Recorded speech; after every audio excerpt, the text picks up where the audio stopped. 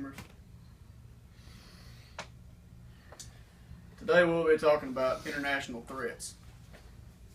International threats are increasing with the rise in our national debt and with every business transaction or trade that we make with other foreign countries. There are 4 key reasons why we are being threatened internationally. First reason is we owe countries money. Second reason is we intervene in foreign affairs when we're not needed to intervene. Third one is we drill for oil in other countries for our own well-being.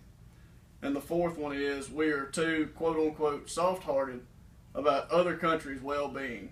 For instance, the Syrian refugees and the Mexican immigrants coming into our country. The first reason why we are threatened internationally is we owe countries money.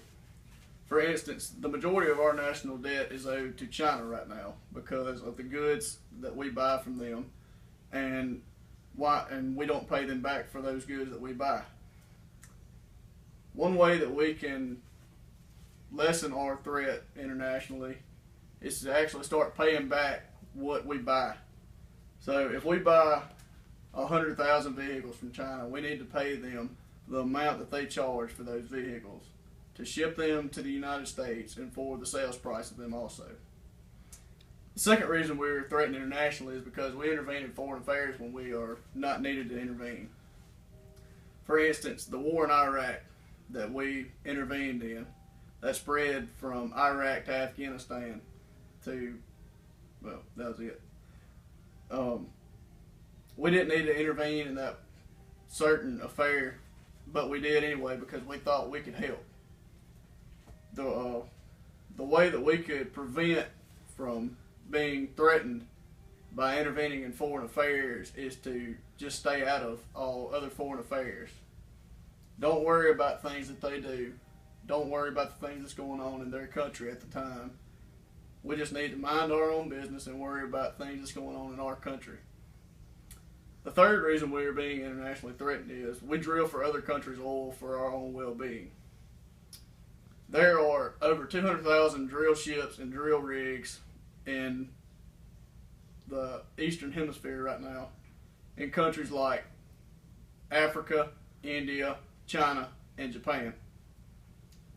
One way that we can stop being threatened internationally by drilling for other countries' oil is to pull all drill ships, all drill rigs out of international waters and off of international soil and put them all back on United States soil and in the United States waters.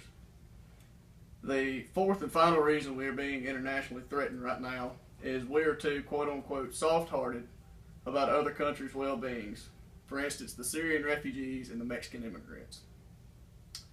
We let over 100,000 Mexican immigrants come into our country per year, whether it be legally or illegally. We need to strengthen our borders and to increase the number of border patrol to keep things such as illegal immigrants coming into our country. And as far as the Syrian refugees, we need to get someone who knows exactly what they're doing with immigration to limit the number of Syrian refugees and Mexican immigrants coming into our country, because they take our jobs and they make our land a lot worse place to live because it gets overpopulated and they take jobs that we created for our own people. Now, there are many ways to help stop us from being threatened internationally, but 4 ways just out of anywhere could be: stop buying, selling, and trading with foreign countries. Do not intervene in foreign affairs when we're not needed to. We need to pull all drill ships and rigs out of international waters and put them back on American soil and in American waters. And we need to limit the number of immigrants we let into the country from foreign countries. In conclusion, we are internationally threatened because of things we do while in foreign countries, such as drilling for oil and buying and selling products and letting immigrants come into our country. We should stay out of their business until we are absolutely needed to intervene in things such as times of crisis or natural disaster.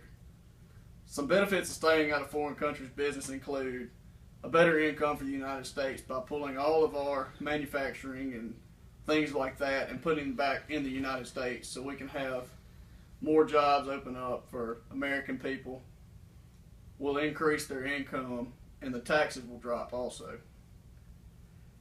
If we can do all these things, I do believe that we could become less internationally threatened, and will also regain our status as a powerful nation like we was before we started buying international things and increasing our national debt.